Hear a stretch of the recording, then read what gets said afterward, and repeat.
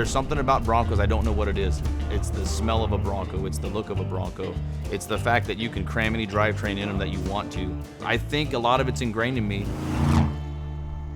My mother was driven to the hospital when I was being born in a Bronco, and I was taken home from a hospital in a Bronco, so maybe that's got something to do with it, I'm not sure.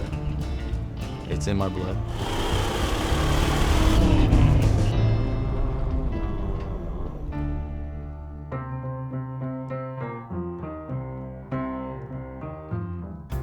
Dad, of course, wasn't a real rich guy, and he says, hey, I don't have much for you. He says, but I got 3 cars, pick one. Grew up in a military family. My dad was a big hunter and outdoorsman. All of his buddies had Scouts, they had Jeeps, and that was one of the things, and he always rode with them. So he said, hey, I want something I can get around with, and I want to be better than these guys. I'm not saying my dad was a one-upper, but he always liked to have the best of everything.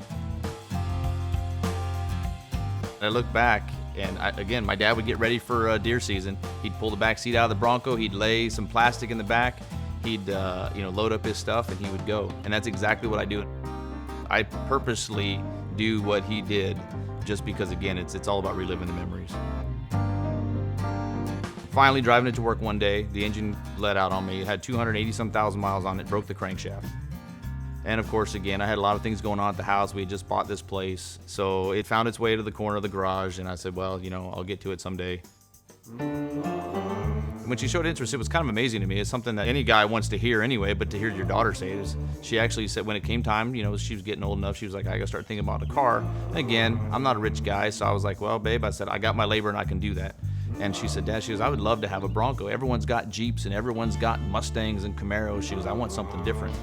So, of course, I had Dad's old original Bronco in the corner, and I said, well, if you want, we can start tearing this thing apart, and we can see what it's like and see what we can do for it.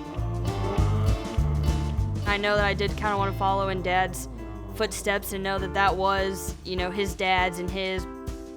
It's just nice to say that you actually know everything about it and built it yourself. It provided itself to my dad as something he needed to get out and do his hunting, which is what he liked to do. It got me around, it got me to high school, it got me all around my first 3 or 4 assignments in the military. I drove it everywhere. And then when my daughter got it, again, she drove it to high school every day, and when she goes to college, it gets her back and forth to college. That Bronco has proven itself from the day we bought it. It has served this family, and it's done what we've asked of it, and it's never failed to do so.